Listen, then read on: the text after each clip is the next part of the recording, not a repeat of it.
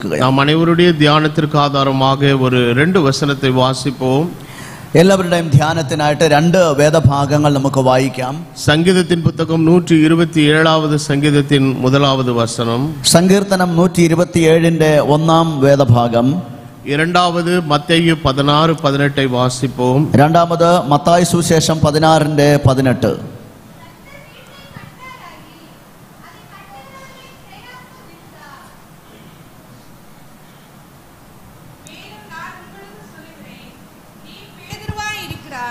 இந்த கல்லின் மேல் என் சபையை கட்டுவேன், பாதாளத்தின் வாசல்கள் அதை மேற்கொள்வதில்லை.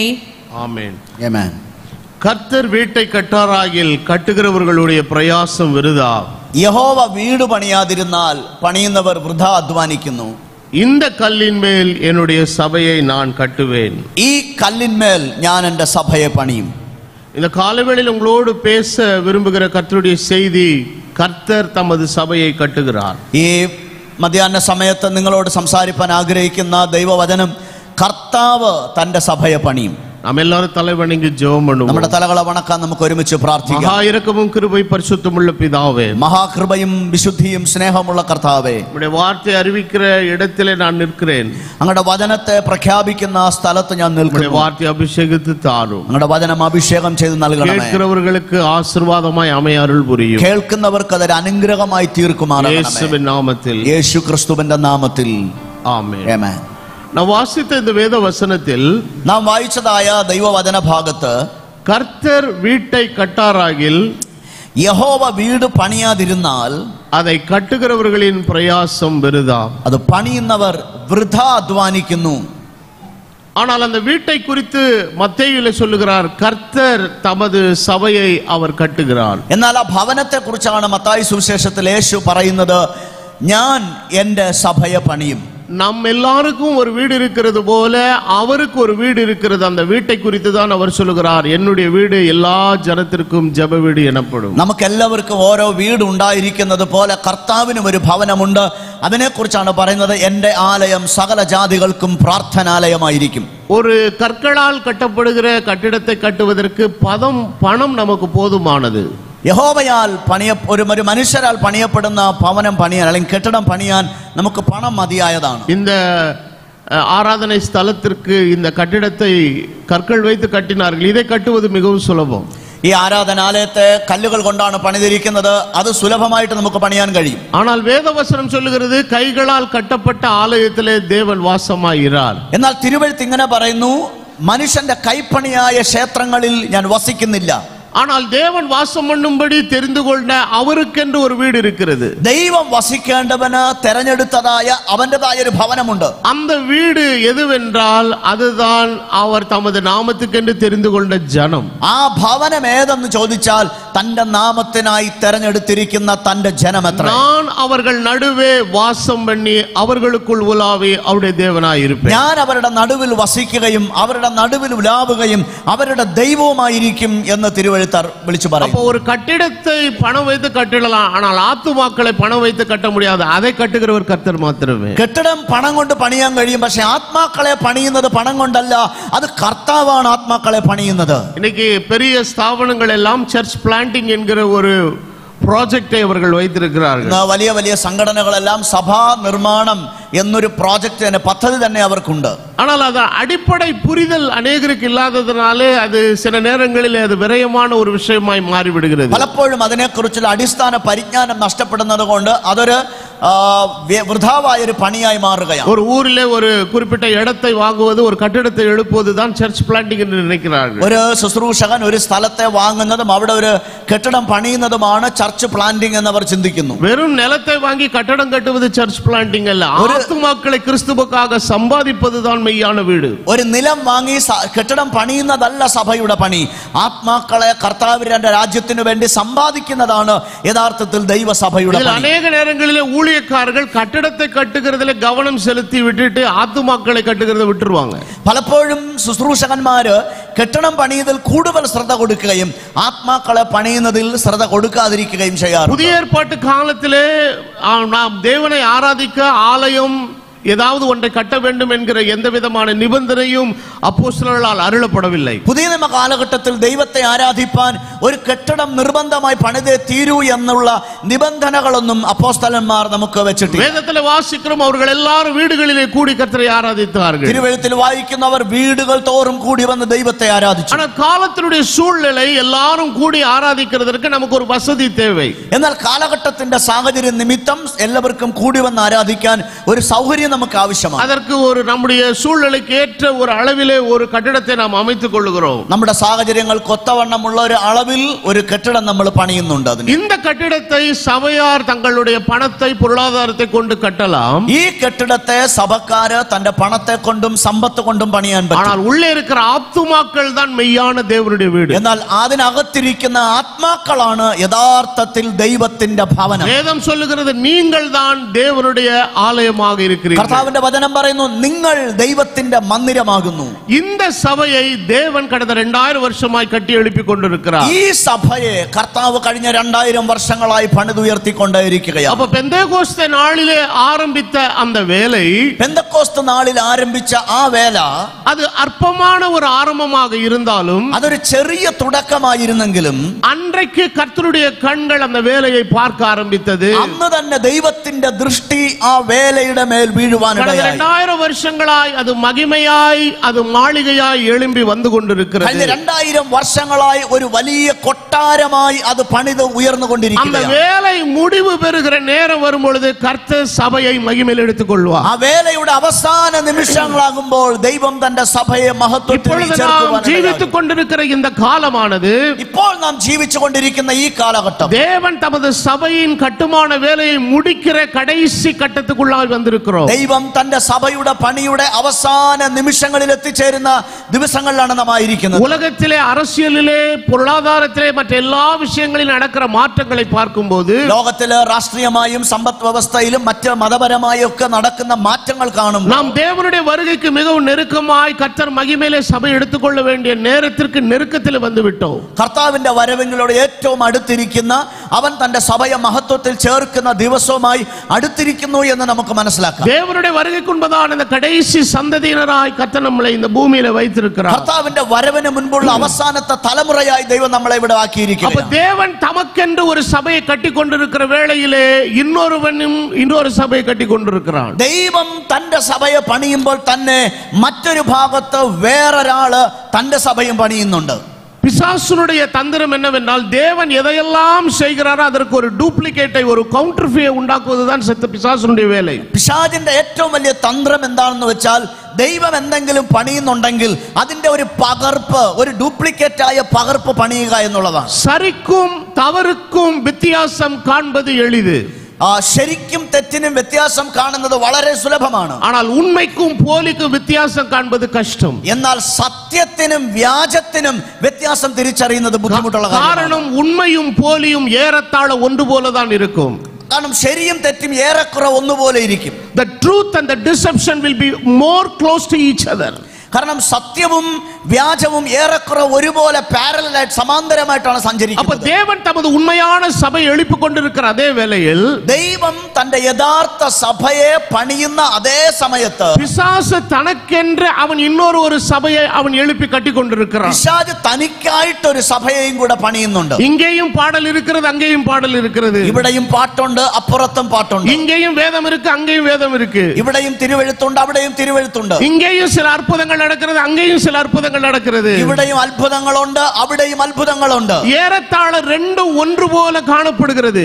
ഏറെക്കുറെ രണ്ടും സമാന്തര രേഖയിലാണ് പോകുന്നത്. இந்த சூழ்நிலையின் நடுவிலே தான் இன்றைக்கு உத்தம விசுவாசிகள் இதனுடைய வேறுபாட்டை சரியாய் அடையாளம் கண்டு சரியான இடத்திலே தங்களை உட்படுத்திக் கொள்ளுகிறார்கள். അതുകൊണ്ട് ഈ കാലഘട്ടത്തിൽ നമ്മൾ യഥാർത്ഥ സഭയെ തിരിച്ചറിഞ്ഞ് യഥാർത്ഥ കൂട്ടത്തിനകത്ത് നമ്മളെയും ഉൾപ്പെടുത്തുന്നതാണ്. ஆனால் இந்த வேறுபாட்டை அறிய தெரியாத மக்கள் தவறிலே போய் சிக்கி அவர்களுடைய ஆத்தும வாழ்வை இழந்து போகிறார்கள். ആ വ്യത്യാസം തിരിച്ചറിയാൻ കഴിയാത്ത ജനങ്ങൾ ആ തെറ്റായ സ്ഥലത്ത് പോവുകയും തങ്ങളുടെ ആത്മീക ജീവിതത്തെ അനർത്ഥത്തിനകത്ത് ആവിത്തീരുകയും அப்ப ചെയ്യുകയാണ്. எந்த சபையை பாதாளத்தின் வாசல்கள் மேற்கொள்ளாது என்றால், ഏതു സഭയെ പാതാള ഗോപുരങ്ങൾ ജയിക്കുകയില്ല എന്ന് പറഞ്ഞാൽ, அது தேவன் கட்டுகிற ஒன்றை தான் பாதாளத்தின் வாசல்கள் மேற்கொள்ள முடியாது. ദൈവത്തിന്റെ പണിയായ സഭയെ മാത്രമേ പാതാള ഗോപുരങ്ങൾക്ക് ജയിപ്പാൻ സാധ്യമല്ലാത്ത காரணம் സഭയായിട്ടുള്ളൂ. தேவன் செய்கிற காரியத்தை எதிர்த்து நிற்க எந்த வல்லமைக்கு அதிகாரம் இல்லை. കാരണം ദൈവത്തിന്റെ പണിയെയും ദൈവത്തിന്റെ പ്രവൃത്തിയെയും എതിർത്ത് നിൽക്കുവാൻ ഈ ലോകത്തിൽ ഒരു ശക്തികൾക്കും ஒரு സാധ്യമല്ല. காரியத்தை துவங்கினால் அதை முடிக்கிறவர் நம்முடைய ஆண்டவர். ഒരു കാര്യം തുടങ്ങിയാൽ അത് അവസാനിപ്പിക്കുന്നവൻ ദൈവമാണ്. ஆகவே தேவன் ஏற்படுத்தின சபையினுடைய அடிப்படை 5 நான் உங்களுக்கு சொல்ல விரும்புகிறேன். അതുകൊണ്ട് ദൈവം പണിത സഭയുടെ അടിസ്ഥാന 5 കാര്യങ്ങൾ ഞാൻ നിങ്ങളോട് പറയാം. அப்ப தேவனுடைய உண்மையான சபையினுடைய அடிப்படை என்னவென்றால், ദൈവത്തിന്റെ സഭയുടെ അടിസ്ഥാനം എന്താണെന്നാൽ, அப்போஸ்தலர் நடபடிகள் 20வது அதிகாரம் 28வது வசனம் சொல்லுகிறது. അപ്പോസ്തല പ്രവൃത്തി 20:28 ഇങ്ങനെ പറയുന്നു, வேத வசனம் சொல்லுகிறது, ஆகையால் உங்களை குறித்து தேவன் தம்முடைய சுயரத்தத்தினாலே சம்பாதித்துக் கொண்ட தமது சபை. അതുകൊണ്ട് ദൈവം തന്റെ സ്വന്തം രക്തത്താൽ സമ്പാദിച്ച സഭയെ കുറിച്ച് ജാഗ്രതയുള്ളവരാവുക. அப்ப மனுஷன் கட்டுகிற சபை எல்லாம் அது அவன் சம்பாதித்தது, ஆனால் தேவன் கட்டுகிற சபையை தேவன் தான் சம்பாதித்தார். മനുഷ്യൻ പണിയുന്ന സഭ മനുഷ്യൻ സമ്പാദിക്കുന്നതാണ്, എന്നാൽ ദൈവം പണിയുന്ന സഭ ദൈവം തന്റെ രക്തം കൊടുത്ത് அப்ப സമ്പാദിച്ചതാണ്. அவர் கல்வாரி சிலுவையிலே சிந்தின இரத்தத்தினாலே അവൻ കാൽവറിയുടെ ക്രൂശിൽ ചിന്തിയ രക്തത്താൽ தமது சபைக்குரிய ஒவ்வொரு ஆத்துமாவையும் அவர் சம்பாதித்த தெய்வம். തന്റെ സഭയുടെ ഓരോ ആത്മാക്കളെയും സമ്പാദിച്ചവനാണ് ആ ദൈവം. இந்த சபைக்கு தேவன் தாம் நியமித்த மேய்ப்பர்களை ஆண்டவர் கண்காணிகளாக வைத்திருக்கிறார். ഈ സഭയ്ക്ക് ദൈവം താൻ നിയമിച്ച ഇടയന്മാരെ മൂപ്പന്മാരാക്കി കർത്താവ് നിയമിച്ചിട്ടുണ്ട്. தேவன் வேறு எந்த இரத்தத்தை கொண்டு சம்பாதிக்கவில்லை, தமது சுய இரத்தத்தை கொண்டு சம்பாதித்தார். മറ്റേതിന്റെങ്കിലും രക്തം കൊണ്ടല്ല ദൈവം ഈ സഭയെ സമ്പാദിച്ചത്, തന്റെ സ്വന്തം രക്തത്താലാണ് സമ്പാദിച്ചത്. இன்னொரு நிருபத்தில் வாசிக்கிறோம், கிரயத்திற்கு நீங்கள் கொல்லப்பட்டவர்கள். മറ്റൊരു ലേഖനത്തിൽ വായിക്കുന്നു, നിങ്ങളെ വിലയ്ക്ക് വാങ്ങിയിരിക്കുന്നു. அப்ப தேவன் நமக்கு விலை கொடுத்தால்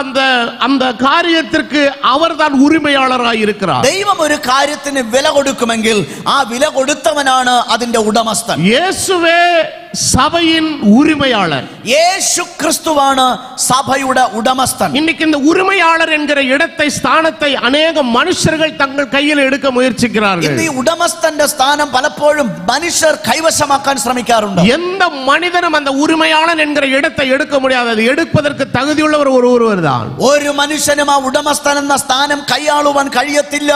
അതിന് യോഗ്യനായവൻ ഒരുവൻ മാത്രമേ ഉള്ളൂ. காரணம் அவரே நமக்காக மாம்சத்தில் வெளிப்பட்டவர், കാരണം അവൻ ജഡത്തിൽ വെളിപ്പെട്ടവൻ, அவரே நமக்காக சிலுவையில மரித்தவர், അവനാണ് നമുക്ക് വേണ്ടി ക്രൂശിൽ മരിച്ചവൻ, அவரே ரத்தம் சிந்தி நம்மை மீட்டுக் கொண்டவர், അവൻ തന്നെ രക്തം ചിന്തി നമ്മെ വീണ്ടെടുത്തവൻ, அவரே நம்முடைய சபைக்கு உரிமையாளராய் இருக்கிறார். അവനാണ് നമ്മുടെ സഭയുടെ ഉടമസ്ഥൻ.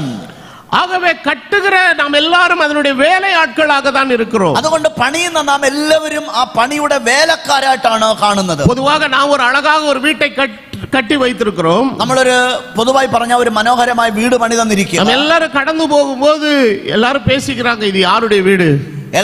അതുവഴി കടന്നു പോകുന്നവർ ചോദിക്കും, ഇത് ആരുടെ വീടാണ്? அந்த வீடு யார் கிரயம் செலுத்தி கட்டினாரோ அவருடைய பெயர் சொல்லப்படுகிறது. ആരാണോ പണം മുടക്കിയ വീട് കെട്ടിയത് അദ്ദേഹത്തിന്റെ പേരിലാണ് ആ വീട് അറിയപ്പെടുന്നത്. ஆனால் அவர் ஒரு வேலையை அந்த இடத்துல செய்யவில்லை. പക്ഷേ ആ മനുഷ്യൻ ഒരു വേലയും അതിനകത്ത് ചെയ്തിട്ടില്ല. அந்த இடத்துல நிறைய கொத்தனார்கள், தச்சு வேலை செய்கிற பல வேலையாட்கள் அந்த வீட்டு வேலையை செய்தார்கள். അവിടെ മേസ്തിരി പണി ചെയ്തവരുണ്ട്, മരപ്പണി ചെയ്തവരുണ്ട്, പെയിന്റ് അടിച്ചവരുണ്ട്, ഇവരെല്ലാവരും അവിടെ വേല ചെയ്തിട്ടുണ്ട്. ஆனால் வீடு கட்டினது யார் என்று சொன்னால், யார் பணம் செலுத்தினார்கள் அவர்களுக்கு தான் அந்த பெயர் போகிறது. എന്നാൽ വീട് പണിതത് ആരെന്ന് ചോദിച്ചാൽ പണം മുടക്കിയവൻ ആരാണോ അവന്റെ പേരാണ് അവിടെ പറയുന്നത്. தேவனுடைய ராஜ்யத்திலே கர்த்தர் ஊழியங்களை ஏற்படுத்தி ஊழியர்களை ஏற்படுத்தி வைத்திருக்கிறார். കർത്താവിന്റെ രാജ്യത്തെ പണിയേണ്ടവന് ദൈവം വേലക്കാരെയും വേലകളെയും ആക്കി വെച്ചിട്ടുണ്ട്. நாங்கள் எல்லாரும் தேவனுடைய வேலையாட்களும் அவருடைய பண்ணையிலே வேலை செய்கிறவர்கள். നമ്മൾ എല്ലാവരും അവന്റെ വേലക്കാരും അവന്റെ തോട്ടത്തിലെ പണിക്കാരുമാണ്. ஆனால் நாங்கள் ஒருவரும் சபைக்காக ரத்தம் சிந்தவில்லை. ரத்தம் சிந்தினவர் கர்த்தராகிய இயேசு கிறிஸ்து,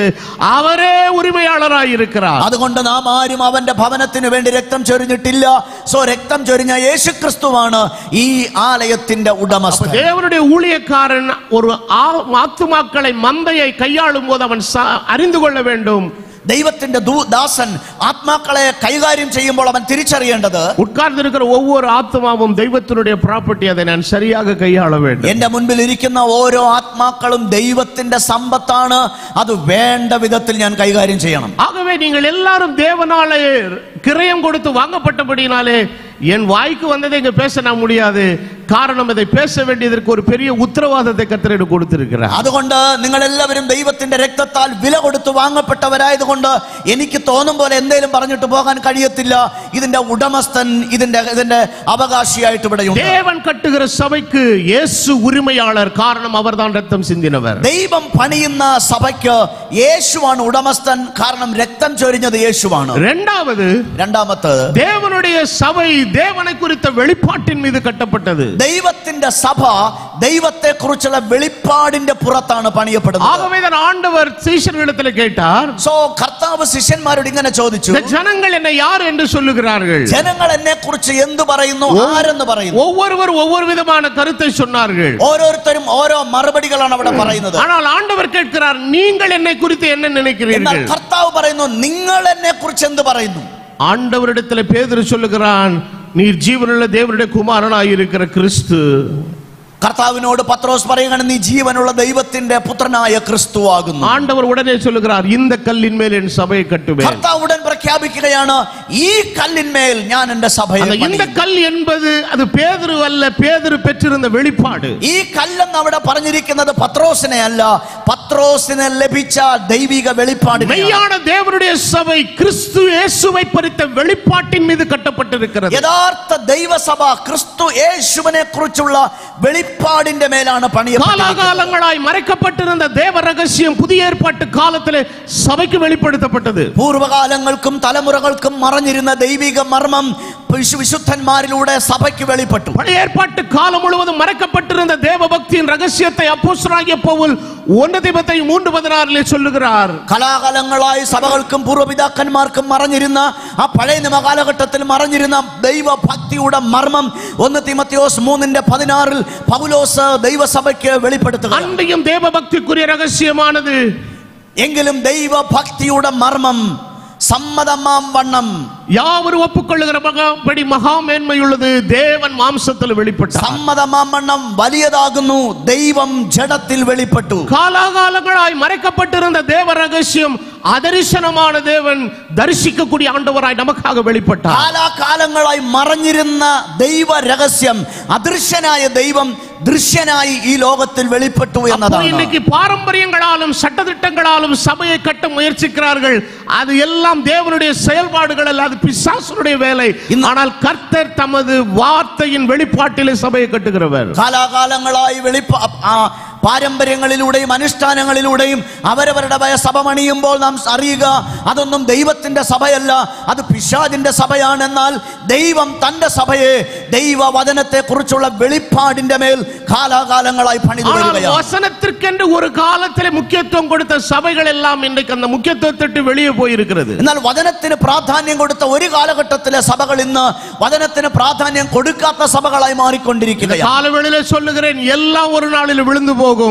வானமும் பூமி ஒளிந்தாலும் கர்த்தருடைய வசனம் ஒன்று மாத்திரம் நிலைத்திருக்கும். ഈ പ്രഭാതത്തിൽ ഞാൻ പറയട്ടെ, സകലതും ഒരു ദിവസം ഉതിർന്നു പോകും, ആകാശവും ഭൂമിയും മാറിപ്പോയാലും ദൈവത്തിന്റെ വചനം എന്നേക്കും നിലനിൽക്കും, അതിന് മാറ്റമില്ല. தேவனுடைய வெளிப்பாட்டின் மீது கட்டப்பட்ட சபையை பாதாளம் ஒரு காலம் மேற்கொள்ளாது. ദൈവവചനത്തിന്റെ വെളിപ്പാടിൽ പണിയപ്പെട്ട സഭയെ പാതാള ഗോപുരങ്ങൾ ഒരു നാളും ജയിക്കുകയില്ല. தேவன் கட்டுகிற சபை அவர் உரிமையாளராய் இருக்கிற சபை. ദൈവം പണിയുന്ന സഭ ദൈവത്തിന്റെ ഉടമസ്ഥതയ്ക്കകത്താണ്. தேவன் கட்டுகிற சபை அது அவரை குறித்த வெளிப்பாட்டிலே கட்டப்படுகிற சபை. ദൈവം പണിയുന്ന സഭ അവനെ കുറിച്ചുള്ള വെളിപ്പാടിൽ പണിതിരിക്കുകയാണ്. 1 തീമോത്തேயு 3:15 അടുത്ത് വാസിக்கிறோம்.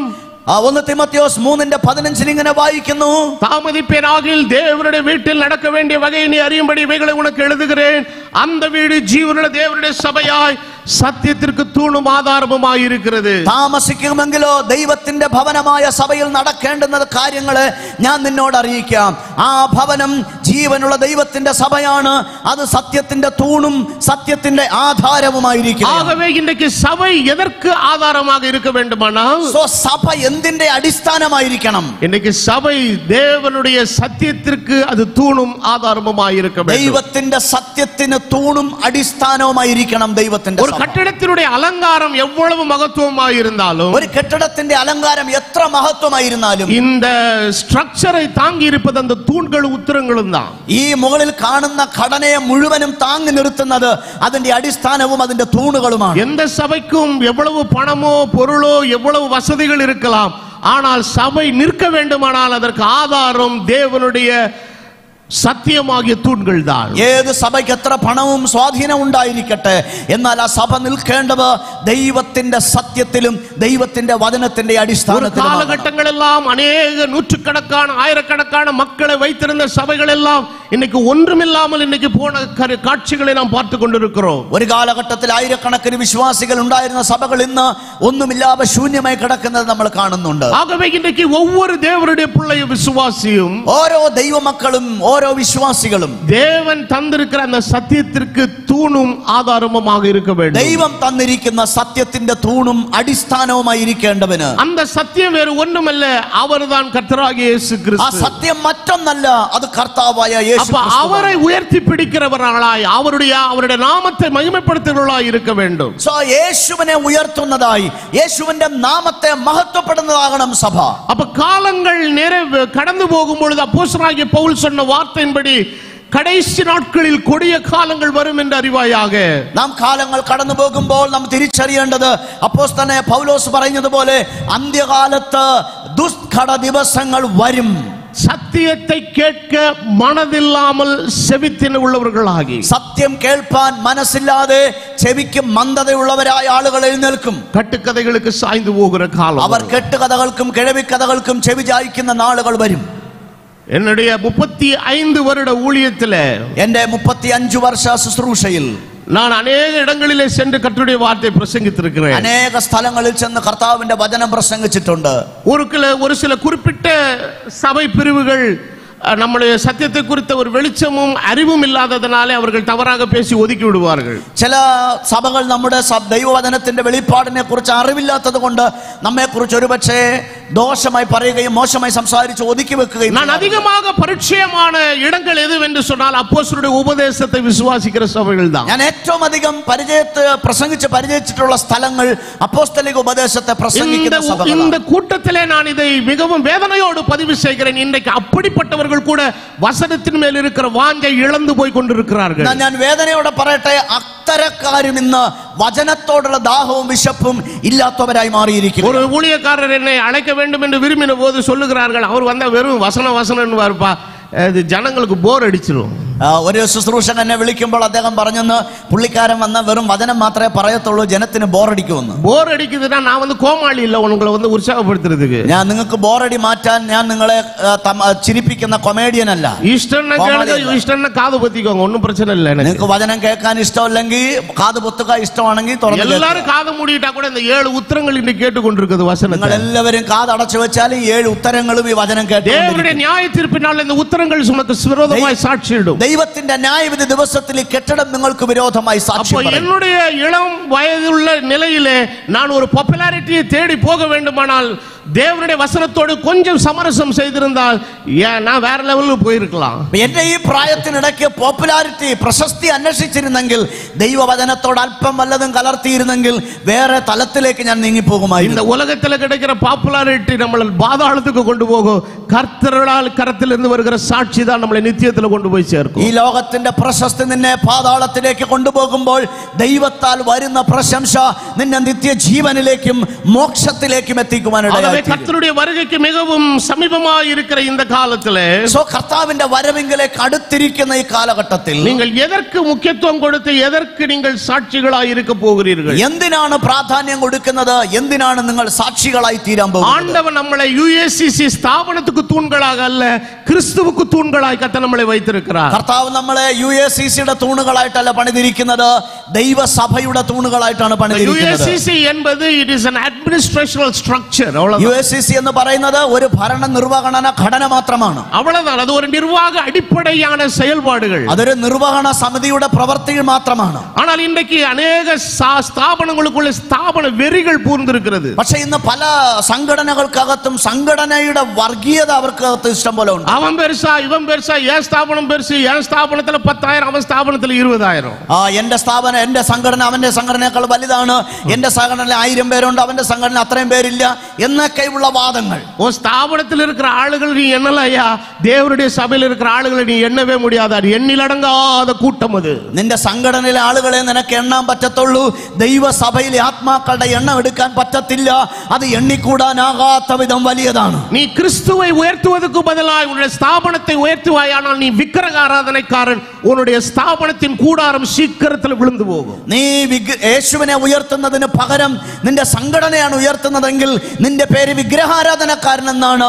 നിന്റെ പണി വേഗത്തിൽ ഉയർത്തപ്പെட വേണ്ടിയത് എല്ലാ നാമത്തിற்கு மேலான நாமமாயிருக்கிற இயேசு கிறிஸ்துவை மாத்திரமே. നീ ഉയർത്തേണ്ടത് സകല നാമത്തിന് മേലായ യേശു ക്രിസ്തു എന്ന നാമത്തെ. അവരേ ഉനക്കാக சிலுவையில் மரித்தவர். അവനത്രേ നിനക്ക് വേണ്ടി ക്രൂശിൽ മരിച്ചവൻ. അവരേ நமக்காக ജീവனை കൊടുത്തவர். അവനാണ് നിങ്ങൾക്ക് വേണ്ടി ജീവനെ തന്നവൻ. അവരേ സഭയെ നടത്തുகிறவர். അവനാണ് സഭയുടെ നടത്തിപ്പവൻ. അവരേ സഭയോട് பேசுகிறவர். അവനാണ് സഭയോട് സംസാരിക്കുന്നവൻ. അവരേ സഭയ്ക്കാக ஒரு இடத்தை ஆயத்தம் பண்ணுகிறவர். അവനാണ് സഭയ്ക്ക് വേണ്ടി ഒരു സ്ഥലം ഒരുക്കുന്നവൻ. അവരേ സഭയെ എടുത്തുകൊണ്ട് പോക മേഘങ്ങളിൽ ശീഘ്രമായി വരുகிறவர். അവനാണ് സഭയെ കൊണ്ടുപോകാൻ വേഗത്തിൽ മേഘങ്ങളിൽ വരാൻ പോകുന്നത്. கர்த்தர் தமது சபையை கட்டுகிறார். കർത്താവ് തന്റെ സഭയെ പണിയുന്നു. அவருடைய இரத்தத்தினால மீட்கப்பட்ட சபை, அவரே அதற்கு உரிமையாளராக இருக்கிறார். അവന്റെ രക്തത്താൽ വീണ്ടെടുക്കപ്പെട്ട സഭയ്ക്ക് അവൻ തന്നെ ഉടമസ്ഥനായിരിക്കും. ஆண்டவர் வெளிப்பாட்டின் மீது தமது சபையை கட்டி இருக்கிறார். ദൈവം തന്റെ വെളിപ്പാടിന് മുകളിൽ തന്റെ സഭയെ പണിതിരിക്കുന്നു. மூன்றாவதாக தேவன் தமது சபையை சத்தியத்துக்கு தூணும் ஆதாரமுமாக வைத்திருக்கிறார். മൂന്നാമതായി ദൈവം തന്റെ സഭയെ സത്യത്തിന്റെ തൂണും അടിസ്ഥാനവുമാക്കി വെച്ചിരിക്കുന്നു. நான்காவதாக தேவன் எழுப்புகிற சபைக்கு அவரே தலைவராக இருக்கிறார். ദൈവം എഴുന്നേൽപ്പിക്കുന്ന സഭയ്ക്ക് ദൈവം തന്നെ അധ്യക്ഷനായിരിക്കുന്നു. தேவன் ஏற்படுத்தின ஊழியர்களுக்கு கர்த்தர் அதிகாரங்களை கொடுத்திருக்கிறார். ദൈവം എഴുന്നേൽപ്പിച്ച ശുശ്രൂഷകൾക്ക് അതിന്റെ അധ്യക്ഷന്മാരെ ദൈവം നിയമിച്ചിട്ടുണ്ട്, അവർക്ക് അധികാരം നൽകിയിട്ടുണ്ട്. அப்போஸ்தலனாகிய பேதுரு தன் நிருபத்தில் எழுதுகிறான், மந்தையை இரிமாப்போடு ஆளுகை செய்கிறவர்களாய் இல்லாமல். ആമേൻ. അപ്പോസ്തലനായ പത്രോസ് തന്റെ ലേഖനത്തിൽ ഇങ്ങനെ എഴുതിയിരിക്കുകയാണ്, ആടുകളെ ഷാഠ്യത്തോടും ഗർവത്തോടും നയിക്കുന്നവരാകാതെ. ஆகவே தேவனுடைய சபைக்கு ஒரு தலைமத்துவ பண்பு உண்டு. സോ ദൈവത്തിന്റെ സഭയ്ക്ക് ഒരു അധ്യക്ഷ സ്ഥാനമുണ്ട്. அந்த தலைமத்துவ பண்பு எது என்பதை எபேசியர் 1:20 வாசிக்கிறோம். ആ അധ്യക്ഷ സ്ഥാനം എന്ന് പറയുന്നത് എഫേസ്യ ലേഖനം 1:21 മുതൽ നമ്മൾ വായിക്കുകയാണ്. எல்லா துரைத்தனத்திற்கும் அதிகாரத்திற்கும் வல்லமைக்கும் கர்த்தத்துவத்துக்கும் இம்மையில் மாத்திரமல்ல மறுமையில் பேர் பெற்றிருக்கும் எல்லா நாமத்திற்கும் மேலாக அவரை உயர்த்தி அவரை உன்னதங்களில் தமது வலது பார்சத்தில் உட்காரும்படி செய்து எல்லாவற்றையும் அவருடைய பாதங்களுக்கு கீழ்ப்படுத்தி எல்லாவற்றால் நிரப்புவருடைய நிறைவான சபைக்கு அவரை எல்லாவற்றுக்கும் மேலாக தலையாக தந்தருளினார். എല്ലാ വാഴ്ചയ്ക്കും അധികാരത്തിനും ശക്തിക്കും കർത്തൃത്വത്തിനും ഈ ലോകത്തിൽ മാത്രമല്ല വരുവാനുള്ളതിലും വിളിക്കപ്പെടുന്ന സകല നാമത്തിനും അത്യന്തം മീതെ ഇരുത്തുകയും സർവവും അവന്റെ കാൽ കീഴാക്കി വെച്ചു അവനെ സർവത്തിനും മീതെ തലയാക്കി. വേദം சொல்லுகிறது അവരേ സഭയ്ക്ക് തലയായി இருக்கிறவர். ബൈബിൾ പറയുന്നു അവൻ തന്നെ സഭയുടെ തല. அந்த சபைக்கு நாம் இன்னைக்கு சரீரமாக இன்னைக்கு செயல்பட்டு கொண்டிருக்கிறோம். ആ സഭയുടെ ശരീരമായിട്ടാണ് നാം ഇന്ന് പ്രവർത്തിക്കുന്നത്. அப்ப என்னைக்கு தேவனுடைய தலைமத்துவ பண்பு அங்கே இருக்கிறதோ, എപ്പോഴെല്ലാം ദൈവം തലയായി ആ സഭയുടെ തലയായിരിക്കുന്നുവോ அந்த இடத்திலே தேவனுடைய நாமம் மகிமைப்படுகிறது, சபை சபையாக இருக்கிறது. ആ സ്ഥലത്ത് ദൈവത്തിന്റെ നാമം ഉയർത്തപ്പെടുകയും സഭ സഭയായി தேவனுடைய அந்த தலைமத்துவ இடத்தை வேறு யார் ஆக்கிரமிக்க முயற்சித்தாலும் அதை தேவன் ஒரு காலம் ஏற்றுக்கொள்கிறவர் அல்ல. ദൈവത്തിന്റെ നേതൃത്വ സ്ഥാനത്തെ മറ്റാരെങ്കിലും ഏറ്റെടുക്കുന്നുണ്ടെങ്കിൽ പിടിച്ചെടുക്കുന്നുണ്ടെങ്കിൽ അത് ദൈവം അംഗീകരിക്കുന്നു. தேவனுடைய ஆளுகை நிராகரித்த இஸ்ரவேலர் பட்ட சீர்கேடை நாம் வேதத்தில் வாசிக்கிறோம். ദൈവത്തിന്റെ വാഴ്ചയെ നിരസിച്ച ഇസ്രായേലിൽ ഉണ്ടായ കഷ്ടത നമ്മൾ തിരുവെഴുത്തിൽ കണ്ടു. இன்னைக்கு எல்லாருக்கும் இந்த கொரோனா வைரஸ் மாதிரி எல்லா ஊழியர்களுக்கு இப்போ ஒரு வைரஸ் பிடிச்சிருக்குது. நமக்கு யாராவது ஒருவர் தலைவர் வேண்டும். ആ കൊറോണ വൈറസ് കഴിഞ്ഞ കാലങ്ങളിൽ ലോകത്തിൽ വ്യാപരിച്ചതുപോലെ ശുശ്രൂഷകന്മാരുടെ ഇടയിലുള്ള ഒരു വൈറസാണ്. ആരെങ്കിലും ഒരു അധ്യക്ഷൻ നമുക്ക് വേണം. சிலர் என்ன தலைவராக்கன்னு நினைச்சாங்க, ஓடி போயிருக்கு, வரவே வராது. ചിലർ പറയും എന്നെ തലവനാക്കണം, ഞാൻ പറയും ഓടിക്കോ, ഇവിടെ கிறிஸ்துவுக்குள்ள உனக்கு சகோதரர், நீ எனக்கு சகோதரர், ரெண்டு பேரும் சேர்ந்து ஆண்டவர் ஊழியம் ചെയ്യலாம். ഞാൻ നിന്റെ സഹോദരനായിരിക്കും, ക്രിസ്തുവിൽ നീയും എന്റെ സഹോദരനായിരിക്കും, രണ്ടുപേർക്കും പറ്റുമെങ്കിൽ ചേർന്ന് വേല ചെയ്യാം. ஆண்டவர் நம்மளை எந்த மனுஷனை அந்த இடத்துல ஆண்டவர் வைக்கவில்லை. ദൈവസഭയുടെ അധ്യക്ഷനായിട്ട് ദൈവം ഒരു മനുഷ്യനെയല്ല നിയമിച്ചിരിക്കുന്നത്. சில இடங்களிலே ஊழியங்களிலே கர்த்தர் சில தலைமைத்துவ பண்புகளை கொடுத்திருக்கிறார். ஆனால் அவர்கள் ஒட்டுமொத்த சபைக்கும் அவர்கள் தலைவர் அல்ல. ചില ഇടങ്ങളിൽ ചില പ്രസ്ഥാനങ്ങൾക്ക് നേതാവായിട്ടും ശുശ്രൂഷകരായിട്ടും ദൈവം ചിലരെ എഴുന്നേൽപ്പിച്ചിട്ടുണ്ട്. പക്ഷേ ആഗോള സഭയുടെ നേതാക്കളല്ല അവർ. அப்ப இன்னைக்கு தேவனுடைய தலைமைத்துவ பண்புக்குள்ளே நாம இயங்கும்போது, ദൈവത്തിന്റെ നേതൃത്വ നിരക്കകത്ത് നമ്മൾ കീഴ്പ്പെട്ടിരിക്കുമ്പോൾ இன்னைக்கு अनेக பெரிய ஆட்கள் எல்லாரும் இந்த பலகீனத்துக்குள்ளே சிக்கி இருக்கிற ஊழியக்காரர்களா பார்த்து பிடிக்கிறாங்க. അനേകം മുതിർന്ന ആൾക്കാരും അല്പം ബലഹീനരായ ശുശ്രൂഷകന്മാരെയാണ് പോയി പിടിക്കുന്നത്. நீங்க ரொம்ப தனியா இருக்கிறீங்க, നിങ്ങൾ ഒറ്റയ്ക്ക് നിൽക്കുകയാണ്, நீங்க கொஞ்சம் ஆளா இருக்கிறீங்க, നിങ്ങൾ അല്പം പേരേ ഉള്ളൂ, உங்களுக்கு ஏதாவது ஒண்ணு ஆச்சுன்னா என்ன பண்றது? നിങ്ങൾക്ക് എന്തെങ്കിലും സംഭവിച്ചാൽ ആരെങ്കിലും സഹായിക്കാൻ ഉണ്ടോ? 54 வருஷம் நாங்கெல்லாம் ஒரு ஊர்ல இருந்தா யாருமே எங்களை தேடி வரல. 54 വർഷം ഞങ്ങൾ ഒരു ഗ്രാമത്തിലിരുന്നു, ആരും ഞങ്ങളെ തേടി വന്നില്ല. எங்க அப்பா பிறந்தது தென்காசி, அம்மா பிறந்தது மதுரை, சம்பந்தமே இல்லாத செங்கல்பட்டு மாவட்டத்தில் ஊழியத்துக்காக கர்த்தர் எங்க அப்பா மிஷனரி அனுப்புனாரு. എന്റെ അപ്പൻ ജനിച്ചത് തെങ്കാശിയിലാണ്, അമ്മയുടെ സ്ഥലം മധുരയാണ്. ഈ രണ്ട് സ്ഥലത്തിന് ഒരു ബന്ധവും ഇല്ലാത്ത ചെങ്കൽപ്പട്ട് ജില്ലയിലെ ஒரு ஊருகாகி கூட ஒரு சொந்தக்காரன் பந்தம் ஒண்ணு கிடையாது, யாருமே தெரியாது. ஆனால் கர்த்தர் ஒருவர் தான் எங்களுக்கு சொந்தமாக இருந்தார். ഒരു അച്ചാർ തരാൻ പോലും ഒരു ബന്ധുവോ സ്വന്തമോ ഇല്ലായിരുന്നു. പക്ഷേ കർത്താവാണ് ഞങ്ങളെ ഇത്രത്തോളം കാലം ഇരുന്ന് വഴി നടത്തിയത്. அப்ப இஸ்ரவேல் ஜனங்களை கர்த்தர் வழி நடத்துகிற வரைக்கும் நன்றாய் இருந்த, திடீர்னு கேக்குறாங்க, മറ്റവர்களுக்கு രാജാ ഇരിക്കുന്നത് പോലെ എங்களுக்கு ഒരു രാജാ വേണോ? ഇസ്രായേലിനെ ദൈവം നടത്തുമ്പോൾ അവർ നന്നായിരുന്നു. പെട്ടെന്നൊരു ദിവസം അവർ ചോദിച്ചു, മറ്റുള്ളവർക്ക് ജാതികൾക്കുള്ളതുപോലെ ഞങ്ങൾക്കൊരു രാജാവിനെ വേണം. சவுல் கேட்கும் பொழுது சாமுவேல் கேட்கும் போது அவன் ஆண்டவரிடத்துல போய் அழுகுற, ஆண்டவரே இந்த ஜனங்க என்ன முட்டாள்தனமான ஒரு காரியத்தை கேட்கிறாங்க. ശമൂവേൽ ഇത് കേട്ടപ്പോൾ ദൈവത്തോട് പറഞ്ഞു, കർത്താവേ ഇവർ എന്നെ എന്താണ് ഇത് അപേക്ഷിക്കുന്നത്? അവൻ തലയിലടിച്ച് കരയാൻ തുടങ്ങി. இதை குறித்து துக்கப்பட வேணாம், அவன் என்ன கேட்கறானோ அதை கொடு, ஆனா கான்சிக்வன்சஸ் என்னன்றதை நான் இப்ப சொல்றேன். പക്ഷേ നീ ദുഃഖിക്കേണ്ട, അവർ ചോദിക്കുന്നത് കൊടുത്താട്ടെ, അതിന്റെ ഫലം എന്തെന്ന് ഞാൻ അവരോട് പറയാം. ലക്ഷാതി ലക്ഷം പുരുഷர்களும் സ്ത്രീകളുമായി എகிப்தை விட்டு புறப்பட்ட போது நான் அவர்களுக்கு முன்பதாக சென்றேன். ലക്ഷോപലക്ഷം സ്ത്രീ പുരുഷന്മാർ മിസ്രൈമിൽ നിന്ന് പുറപ്പെട്ടപ്പോൾ ഞാൻ അവർക്ക് മുൻപായി നടന്നു. ஆனா நீ ஒருத்தனை ராஜாவாக்குறான், அவன் உனக்கு முன்னால ஓட மாட்டான், ஒண்ணு ஓட வைப்பான் உனக்கு முன்னால. പക്ഷെ നീ ഒരുത്തനെ രാജാവാക്കുമ്പോൾ അവൻ നിന്റെ മുമ്പിൽ പോവുകയില്ല, നിന്നെ അവന്റെ മുമ്പിൽ ഓടുമാറാക്കും. நீங்க தொலைக்காட்சி நியூஸ்ல எல்லாம் பார்த்து அதிபர்கள் கார்ல வந்தா எல்லாரும் ஓடுறான் பைத்தியக்காரன் மாதிரி. നമ്മൾ ടി വിയിലൊക്കെ കാണുമ്പോൾ പ്രസിഡന്റുമാരും അതുപോലെ നേതാക്കന്മാർ കാറിൽ വരുമ്പോൾ അണികളെല്ലാം പുറകേന്നും മുന്നേന്നും ഓടുന്നത് കാണാം. ഓടുற அவ்வளவு பேருக்கு காசு உங்க டாக்ஸ் மணி தான் போகுது. ഓടുന്ന മുഴുവൻ പേരുടെയും അവനവന്റെ ടാക്സ് മണിയാണ് പോകുന്നത്. ஆனா உங்களுக்கு ஒரு பிரச்சனைனா உங்களை கூட வந்து ஓடுறதுக்கு யாரும் கிடையாது. പക്ഷെ നിങ്ങൾക്ക് ഒരു പ്രശ്നം ഉണ്ടാകുമ്പോൾ നിങ്ങളുടെ കൂടെ ഓടാൻ ആരും ഉണ്ടാകത്തില്ല. உன்னோடு இருக்கிறவர், உனக்காக வழக்காடுகிறவர், உன்னோடு ஓடுகிறவர், உனக்காக சிலுவையிலே ஜீவனை கொடுத்த கர்த்தாதி கர்த்தர், அவரை விட சிறந்த தலைமைத்துவ பண்பு எது இருக்கிறது உலகத்தில்? നിന്നോട് കൂടെ ഓടുന്നവനും നിന്റെ കൂടെ ഇരിക്കുന്നവനും നിന്റെ പ്രശ്നത്തിൽ നിന്നോടൊപ്പം നിൽക്കുന്നവനും നിനക്ക് വേണ്ടി രക്തം ചിന്തിയ യേശു ക്രിസ്തു അല്ലാതെ മറ്റാരാണ് നിനക്ക് ഏറ്റവും നല്ല നേതാവായിട്ടുള്ളത്? ഉന്നത தலைமைத்துவ பண்பை விட்டுட்டு மனுஷனை தலைவராக்க நீ முயற்சித்தால் உன் ஊழியத்தை நீ இழந்து நடுத்தருவில் நிற்பது நிச்சயம். യേശുവിനെ അധ്യക്ഷനാക്കി വെക്കുന്നതിന് പകരം ഏതെങ്കിലും ഒരു മനുഷ്യനെയാണ് നീ അധ്യക്ഷനായി കാണുന്നതെങ്കിൽ നിന്റെ ശുശ്രൂഷ തകർന്ന് പെരുവഴിയിലായി പോകുവാനിടയായി. பேதுரு சிறைச்சாலையில போடப்பட்ட போது யாரும் போய் அவனுக்காக வக்காலத்து வாங்கவில்லை. ஜனங்கள் ஊக்கமாய் ஜெபித்தார்கள். கர்த்தருடைய தூதன் சிறைச்சாலையின் കട്ടുകളെ അവിழ்ത്താൻ. പത്രോസ് കാരാഗൃഹത്തിലായിരിക്കുമ്പോൾ ആരും അവന് വേണ്ടി ശുപാർശ ചെയ്തില്ല. എന്നാൽ ദൈവസഭ ശ്രദ്ധയോടെ പ്രാർത്ഥിച്ചു. ദൈവം തന്റെ ദൂതനെ അയച്ച് പത്രോസിനെ കാരാഗൃഹത്തിൽ. ഉനക്ക് ഒരു തലവർ വേണ്ടും, അവർ കർത്താവായ യേശു ക്രിസ്തു. ഇന്ന് രാവിലെ നിനക്ക് ഒരു അധ്യക്ഷൻ ആവശ്യമുണ്ട്, അവന്റെ പേര് കർത്താവായ യേശു ക്രിസ്തു. ஒவ்வொரு நாள் காலையிலும் அந்த தலைவர்கிட்ட தான் பேசுறேன். ഞാൻ ഇന്ന് നമ്മുടെ അധ്യക്ഷനോടാണ് സംസാരിക്കുന്നത്. அவர் எனக்கு தம்முடைய வார்த்தையோடு கூட பேசுகிறார். അവൻ എന്നോട് തന്റെ വചനം കൊണ്ട് സംസാരിക്കുന്നു. நான் உனக்கு போதித்து, ഞാൻ നിന്നെ പ്രബോധിപ്പിച്ച്, നീ നടക്ക വേണ്ടിയ വഴിയെ ഉനക്ക് കാട്ടുവേൻ. നീ നടക്കേണ്ടുന്ന വഴി നിനക്ക് കാണിച്ചു തരും. ഉന്മേൽ എൻ കണ്ണை வைத்து உனக்கு ஆலோசனை சொல்லுவேன். നിന്റെ മേൽ ദൃഷ്ടി വെച്ച് വെച്ച് ഞാൻ നിനക്ക് ആലോചന പറഞ്ഞു വരും. உலகத்திலே உன்னதமான ஒரு தலைமத்துவம் இயேசுவின் தலைமத்துவம். ലോകത്തിലെ ഏറ്റവും ശ്രേഷ്ഠതയുള്ള ഒരു അധ്യക്ഷത യേശുവിന്റെ அவர் கட்டுகிற சபைக்கு அவரே தலைவர். അവന്റെ പണിയായ സഭയ്ക്ക് അവനാണ് തല. கடைசியாக 1 பேதுரு 1:5 சொல்லுகிறது. അവസാനമായി 1 പത്രോസ് 1:5 ഇങ്ങനെ വായിക്കുന്നു. கடைசி காலத்திலே வெளிப்பட ஆயத்தமாக்கப்பட்டிருக்கிற ரட்சிப்புக்கு ஏதுவாக விசுவாசத்தை கொண்டு தேவனுடைய பலத்தினாலே காக்கப்பட்டிருக்கிற உங்களுக்கு அந்த சுதந்திர பரலோகத்தில் வைக்கப்பட்டிருக்கிறது. അന്ത്യകാലത്ത് വെളിപ്പെടുവാൻ ഒരുങ്ങിയിരിക്കുന്ന രക്ഷയ്ക്ക് വിശ്വാസത്താൽ ദൈവശക്തിയാൽ കാക്കപ്പെടുന്ന നിങ്ങൾക്ക് വേണ്ടി സ്വർഗ്ഗത്തിൽ സൂക്ഷിച്ചിരിക്കുന്നു. தேவன் கட்டுகிற சபைக்கு அவர் உரிமையாளர்.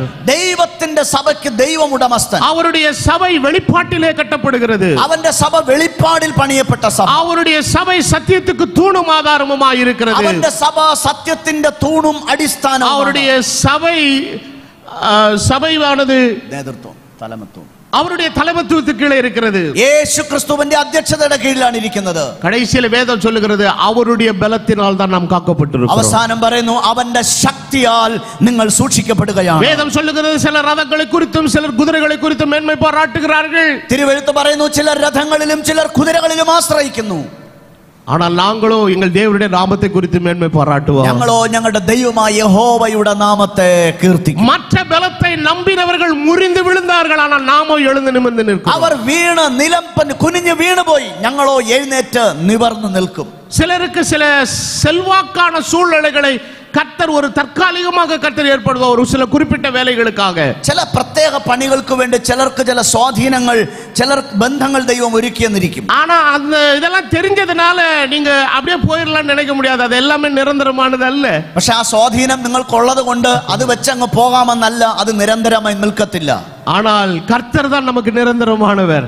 കർത്താവാണ് നമുക്ക് എന്നേക്കുമുള്ളത്. அவரே நமக்கு பலன், அவரே நமக்கு துருகம், அவரே நமக்கு கேடகமாயிருக்கிறார். അവൻ എന്റെ ബലവും എന്റെ കോട്ടയും എന്റെ ദുർഗവുമാണ്. அன்னைக்கு செருபாபேலுடைய கையில் இருந்த தூக்குநூலை கர்த்தருடைய கண்கள் பார்த்தது. അന്ന് സെരുബാബേലിന്റെ കയ്യിലെ തൂക്കുകട്ടയെ കർത്താവ് കണ്ടു. கர்த்தருடைய ஆவியானவர் சொல்லுகிறார் பலத்தினாலும் அல்ல பராக்கிரமத்தினாலும் அல்ல. കർത്താവിന്റെ വചനം പറഞ്ഞു സൈന്യത്താലല്ല ശക്തിയാലല്ല என்னுடைய ஆவியினாலே ஆகும். എന്റെ ആത്മാവിനാൽ അത് സാധിക്കും. அது அஸ்திபாரம் போடப்பட்டது. ആ അടിസ്ഥാനം വന്നിട്ടു. அவன் கைகளே அதை முடித்து தீர்க்கும். അവന്റെ കൈകൾ തന്നെ അത് പണിതു. பெந்தேகோஸ்தே நாளில் இந்த வேலையை ஆரம்பித்தவர் கர்த்தராகிய இயேசு கிறிஸ்து. പെന്തക്കോസ്ത് നാളിൽ വേല ആരംഭിച്ചവൻ കർത്താവായ യേശു ക്രിസ്തു. அவரே அதை முடித்து தீர்ப்பார். അവൻ തന്നെ അത് പണിത് പൂർത്തിയാക്കും. ஒருவேளை அந்த அற்பமான நாள் அற்பமாக இருந்திருக்கலாம். ഒരുപക്ഷേ അതൊരു ചെറിയ തുടക്കമായിരുന്നിരിക്കാം. ஆனால் செருபாபேலுடைய கையில் இருக்கிற தூக்குநூலை கர்த்தருடைய கண்கள் பார்த்து கொண்டிருக்கிறது. പക്ഷേ സെരുബാബേലിന്റെ കയ്യിലെ തൂക്കുകട്ട യഹോവയുടെ കണ്ണുകൾ നോക്കിക്കൊണ്ടിരിക്കുകയാണ്. ஒவ்வொரு கல்லை வைக்கும் போது தூக்குநூல் இருந்தால் தான் கட்டடம் அழகா 90 டிகிரில பேரலா போகும். ഓരോ കല്ല് വെക്കുമ്പോഴും തൂക്കുകട്ട കൊണ്ട് ആ അളവ് ശരിയായി പിടിച്ചെങ്കിൽ മാത്രമേ പണി നന്നായിരിക്കത്തുള്ളൂ. குத்து மதிப்பா இப்படி பார்த்து தூக்குநூலை தூக்கி வச்சுட்டு இப்படி பார்த்து பார்த்து கட்டினா பாட்டில் மாதிரி போயிடும் பில்டிங். വെറുതെ ഒരു കണ്ണിന്റെ നോട്ടത്തില് ഒരു ഒത്തുപിടിയിൽ മെഷർമെന്റ് വെച്ച് പോയി കഴിഞ്ഞാൽ എൽ ഷേപ്പിൽ പോയിക്കൊണ്ടിരിക്കും പണി. உங்க கையில கொடுக்கப்பட்ட தூக்குநூல் கர்த்தருடைய வார்த்தை. നിന്റെ കയ്യിൽ നൽകപ്പെട്ട തൂക്കുകട്ട ദൈവത്തിന്റെ വചനമാണ്. ஒவ்வொரு ஊழியத்தின் அசைவும் இந்த தூக்குநூலால் அது சரிபார்க்கப்பட்டால் அது தேவனுடைய சபை மகிமையாய் அது எழும்பும். ശുശ്രൂഷയുടെ ഓരോ ചലനങ്ങളും ഈ തൂക്കുകട്ട കൊണ്ട് അളന്നു നോക്കിയാൽ ദൈവസഭ മഹത്വത്തോടെ പണിതുയർത്തപ്പെടും. 2-3 நாட்களுக்கு முன்னாலே ஒரு எதிர்பாராமல் ஒரு மரணம் எங்கள் சபையில் ஏற்பட்டது. 2-3 ദിവസം മുമ്പ് അപ്രതീക്ഷിതമായിട്ട് ഒരു മരണം ഞങ്ങളുടെ സഭയിൽ സംഭവിച്ചു. சற்று நோய்வாய்ப்பட்டிருந்ததனால அந்த அம்மாவுடைய சரீரம் சற்று ஸ்தூலித்திருந்தது. ചില രോഗ അവസ്ഥകൾ നിമിത്തം ആ മാതാവിന്റെ ശരീരം അല്പം വണ്ണിച്ചിരുന്നു. அப்ப நான் சகோதரி இடத்துல சொல்றேன், நீங்க ஸ்டாண்டர்டா விக்கிற பெட்டி எல்லாம் கொண்டு வந்தீங்கன்னா இந்த அம்மாவை அந்த பெட்டிக்குள்ள ஃபிட் ஆக மாட்டாங்க, இவங்களுக்கு தனியா நம்ம ஸ்பெசிஃபிக்கா செய்யணும். അപ്പോൾ ഞാൻ ആ വീട്ടുകാരോട് പറഞ്ഞു, നിങ്ങൾ സാധാരണ വാങ്ങുന്ന പെട്ടി വാങ്ങിയാൽ അമ്മ ഈ മാതാവിന്റെ ശരീരം അതിനകത്ത് കയറത്തില്ല, അതുകൊണ്ട് ഇവരുടെ ശരീരത്തിനനുസരിച്ച് കുറച്ചുകൂടെ സ്പെസിഫിക് ആയ പെട്ടി വേണമെന്ന് പറഞ്ഞു. சோ சபை பெட்டி செய்யற அதுக்குன்னு ஒரு கார்பெண்டர் இருக்கிறார், வந்தாரு. അപ്പോൾ ഈ ശവപ്പെട്ടി ചെയ്യുന്ന ഒരു ആശാരി വന്നു. நான் சொல்றேன், போய் டேப் வச்சு மெஷர் பண்ணு, அப்பதான் உனக்கு கரெக்டா தெரியும் எவ்வளவு உயரம் வைக்கணும்னு. അപ്പൊ ഞാൻ പറഞ്ഞു, നീ പോയി ആ ടേപ്പ് വെച്ചൊന്ന് അളന്നു നോക്കണം, എങ്കിലേ എത്ര ഹൈറ്റും വീതിയൊക്കെ വേണം. அவனுக்கு பயமா என்னன்னு தெரியல, தூரத்துல இருந்தே பார்த்துட்டு இப்படி வச்சுக்கலாம் சார், இவ்வளவு வைக்கலாம் சார், இவ்வளவு வைக்கலாம் சார். അത് നോക്കാൻ തൊട്ട് നോക്കാൻ ഭയമാണോ എന്ന് അറിയത്തില്ല. ദൂരെ നോക്കിയിട്ട് പറഞ്ഞ് കുഴപ്പമില്ല, ഇങ്ങനെ വെക്കാം അങ്ങനെ വെക്കാന്നൊക്കെ പറഞ്ഞു. கடைசியில நான் போய் பாக்குற பெரிய தொட்டி மாதிரி இருக்குது பெட்டி. അവസാനം പോയി നോക്കിയപ്പോ പെട്ടി ഒരു തൊട്ടി പോലെ ഇരിക്കുന്നു. நான் சொன்னேன், இவனையும் சேர்த்து அது உள்ளே அடக்கம் பண்ணுங்க. ഞാൻ പറഞ്ഞത് ഈ പണിതവനെയും കൂടെ ചേർത്ത് അതിനകത്ത് അടക്കുന്നതാണ് നല്ലത്. எடுக்கப்பட வேண்டிய அளவுகோல் இல்லாவிட்டால் வேலை சீர்கெட்டு போகும். എടുക്കേണ്ട അളവ് നൂലില്ലെങ്കിൽ പണി വികൃതമായി. தேவனால் அழைக்கப்பட்ட ஊழியக்காரன் நீ வேதத்தை கையில் எடுக்காமல் செய்கிற ஊழியம் அல்லது அட்டூழியம் அது சீர்கெட்டில தான் முடியும். കർത്താവിന്റെ വേലക്കാരനെ നീ ചെയ്യേണ്ട വേല ദൈവവചനത്തിന്റെ അളവുകോൽ അനുസരിച്ച് ചെയ്തില്ലെങ്കിൽ അത് വേലയല്ല, വേല വെപ്പാണ്. தேவன் தமது சபையை கட்டுகிறார். ദൈവം തന്റെ സഭയെ പണിയുന്നു. நீ யாருடைய ப்ராஜெக்ட்ல இன்னைக்கு இருந்துகிட்டு இருக்கீங்க? നീ ആരുടെ പ്രോജക്റ്റിനകത്താണ് നിൽക്കുന്നത്? அவன் அங்க இருக்கிற ஒருத்தன் கூப்பிட்டு இருக்கிறான், இங்க வாங்க, நல்ல ப்ராஜெக்ட், நாங்க ரொம்ப குயிக்கா கட்டிட்டு இருக்கிறோம். അവിടെ അടുത്ത ഒരുത്തൻ വിളിക്കുകയാണ്, നീ ഇങ്ങോട്ട് വാ, നല്ല പ്രോജക്റ്റ് ആണ്, നമ്മൾ കുറച്ചുകൂടെ വലുതായിട്ട് പണിയാം. நிறைய பேருக்கு என்னன்னா இங்க இருக்கிற ஊழியத்தை விட அந்த ஊழியம் நல்லா இருக்கு. பிசாசு ஊழியம் நிறைய பேருக்கு பிடிக்குது. പലരുടെയും നോട്ടം കാണുമ്പോ ഇവിടത്തെ ശുശ്രൂഷയേക്കാൾ പിശാചിന്റെ ശുശ്രൂഷ കുറച്ചുകൂടെ വലുതാണ്, അത് കുറെ കൂടെ കാണാനും മനോഹരമാണ്. ஏன்னா சில பேருக்கு எப்படின்னா உடம்பு நோகாம நோம்பு கஞ்சி குடிக்கணும்னு ஆசைப்படுறவங்க. കാരണം പലർക്കും ഈ കൈ നനയാതെ നത്ത പിടിക്കണമെന്നാണ് ആഗ്രഹം. தங்கராஜ் பாஸ்டர் எல்லாம் உடம்பு நோகாம நோம்பு கட்டி குடிச்சவர் இல்லங்க, கண்மலையில கட்டப்பட்ட ஊழியம் இது. തങ്കരാജ് പാസ്റ്ററുടെ ശുശ്രൂഷ കൈ നനയാതെ മീൻ പിടിച്ച ശുശ്രൂഷയല്ല, ഇത് ശരീരം നുറുങ്ങിയും വേദനിച്ചും കഷ്ടപ്പെട്ടും പണിത പണിയാണ്. பிசாசு என்னைக்குமே தேவ சித்தத்துக்கு மாறாக மணலில் வேகமாய் காரியங்களை நடத்தணும்ன்ற அந்த கவர்ச்சியை கொண்டு வந்து இன்னைக்கு ஜனங்களை ஊழியர்களை வஞ்சித்துக் கொண்டிருக்கிறார். പിശാച് പലപ്പോഴും മണലിൽ പണിയുന്നത് പോലെ വേഗത്തിൽ പണിയാമെന്നുള്ള ആകർഷണ തന്ത്രം ഉപയോഗിച്ച് ആളുകളെയും ശുശ്രൂഷകന്മാരെയും വശീകരിച്ചു. கர்த்தர் என்னை அழைத்தது கண்மலையில கட்ட, എന്നാൽ കർത്താവ് എന്നെ വിളിച്ചത് കർത്താവിന്റെ വീട് പണിയാനാണ്. அவருடைய சித்தத்தின்படி கட்ட கர்த்தர் அழைத்திருக்கிறார். അവന്റെ ഇഷ്ടം പോലെ പണിയാനാണ് ദൈവം എന്നെ വിളിച്ചിരിക്കുന്നത്. நான் பிசாசின் ஊழியத்துக்கு வேலைக்காரனாக அல்ல, இயேசுவின் ஊழியத்துக்கு வேலைக்காரனா இருக்க விரும்புகிறேன். പിശാചിന്റെ വേലയുടെ വേലക്കാരനല്ല, യേശുവിന്റെ വേലയുടെ വേലക്കാരൻ. திரும்பி வரும்போது உத்தமமும் உண்மையும் உள்ள ஊழியக்காரன், நீ கொஞ்சத்திலே உண்மையாயிருந்தாய், உன்னை அநேகத்தின் மேல் அதிகாரியாய் வைப்பேன் என்று கர்த்தர் சொல்லுவார். അവൻ മടങ്ങി വരുമ്പോൾ അവൻ എന്നെ നോക്കി ഇങ്ങനെ പറയും, അവൻ സത്യവിശ്വസ്തനും സത്യവാനുമായ വേലക്കാരനെ, നീ അല്പത്തിൽ വിശ്വസ്തനായിരുന്നു, ഞാൻ നിന്നെ അധികത്തിന് വിചാരകനാക്കും. கர்த்தர் தமது சபையை கட்டுகிறார். കർത്താവ് തന്റെ സഭയെ പണിയുന്നു. அதற்கு உரிமையாளர் அவரே. അതിന്റെ ഉടമസ്ഥൻ അവനാണ്. அது வெளிப்பாட்டின் மீது கட்டப்படுகிற சபை, അത് വെളിപ്പാടിന്റെ പുറത്താണ്. சத்தியத்துக்கு தூணாய் இருக்கிற சபை, സത്യത്തിന്റെ തൂണും தேவனை അടിസ്ഥാനവുമാണ്. தலைமத்துவமாய் கொண்டிருக்கிற சபை, ദൈവം തലയായിരിക്കുന്ന സഭ. அது மனுஷ பலத்தில் அல்ல, தேவ பலத்தினால் காக்கப்பட்டிருக்கிற சபை. മനുഷ്യന്റെ ബലത്താലല്ല, ദൈവശക്തിയാൽ കാക്കപ്പെടുന്ന സഭ. இதற்குள் நீங்கள் இருந்தால், ഇതിനകത്ത് നിങ്ങൾ ഇരിക്കുമെങ്കിൽ, காலவேளையில கர்த்தர் சொல்லுகிறார், കർത്താവിന്റെ വചനം ഇങ്ങനെ പറയും, கர்த்தருடைய நாமம் பலத்த துருகம், യഹോവയുടെ നാമം ബലമുള്ള ഗോപുരം, நீதிமான் அதற்குள் ஓடி சுகமாயிருப்பான். നീതിമാൻ അതിനകത്ത് ഓടി വന്ന് உலகத்தின் சூழ்நிலைகள் எவ்வளவு மோசமாக மாறினாலும் கர்த்தருடைய சுகமும் சமாதானமும் அவர் கட்டுகிற சபைக்குள் நமக்கு வாக்குத்தத்தம் பண்ணப்பட்டிருக்கு. ലോകത്തിന്റെ സാഹചര്യങ്ങൾ എത്ര പ്രതികൂലമായിരുന്നാലും ദൈവത്തിന്റെ സമാധാനം സകല ബുദ്ധിയെയും കവിയുന്ന സമാധാനമായി. சரியாய் நிதானித்து வாழ்வோம், கர்த்தர் அந்த கிருபை தருவாராக. ദൈവവചനത്തിന് അനുസൃതമായി ജീവിക്കാം. ദൈവം തന്റെ കൃപ നമ്മുടെ മേൽ പകരും. வரப்போகிற வாழ்த்து செய்தி சொல்லுகிற எவ்வளவு நேரம் எடுத்துக்கொண்டாலும் எனக்கு பிரச்சனை இல்லை. கர்த்தர் உங்களை ஆசீர்வதிப்பார். ഇനി ആശംസാവചനം എത്ര മണിക്കൂർ എടുത്ത് പ്രസംഗിച്ചാലും എനിക്ക് കുഴപ്പമില്ല. കർത്താവ് നിങ്ങളെ അനുഗ്രഹിക്കട്ടെ.